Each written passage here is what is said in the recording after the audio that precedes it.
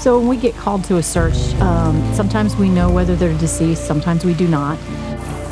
When somebody goes missing on a lake and they just have an empty boat, where do you start looking? The dogs know. I mean, when we get that little bit of adrenaline spike, you pick up the boots, they're like, we're gonna go work.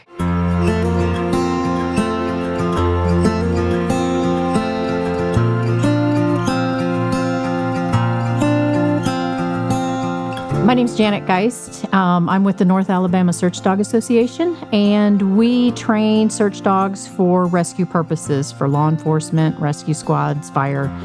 And we provide our services free of charge to all those agencies throughout the state and the surrounding states if they're needed. So a typical water day is us getting up early in the morning. We have 2 boats, and so the people driving the boats and usually 1 or 2 other people will get there early. We want to get our targets put out so that we can get started once the rest of the team gets there.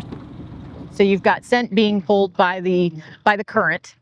So your scent is going downstream. And then once that breaks the surface, now you're dealing with the wind. So understanding how your dogs work, and as you're putting our maps together, we typically are using GPSs. A lot of it is more handler figuring it out than it even is the dog. The dogs get us in the area, and then we have to interpret that map. To get the dogs to work for us, they have to have a paycheck, and that paycheck is play or food. That paycheck's got to be high enough that they go, yeah, this is great. I want to do that again. And there's no better way to do that than through play. Nice. Good job. Good job. Where's the rest of that?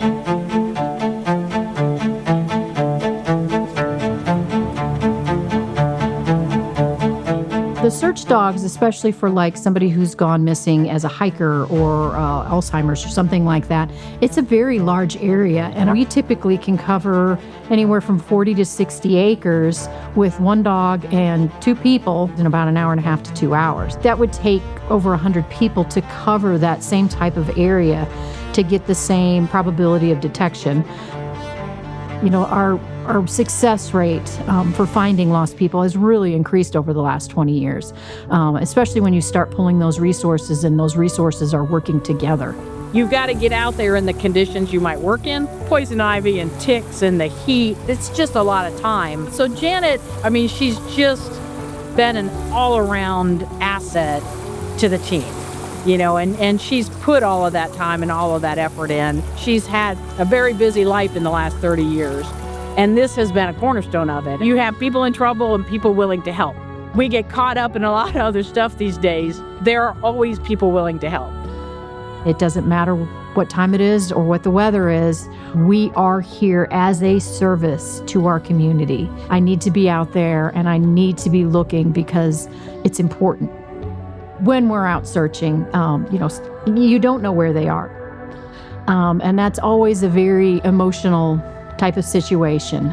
Someone's loved one is missing. And when we make that find, I can't even describe it. Just the overwhelming feeling of, we did it.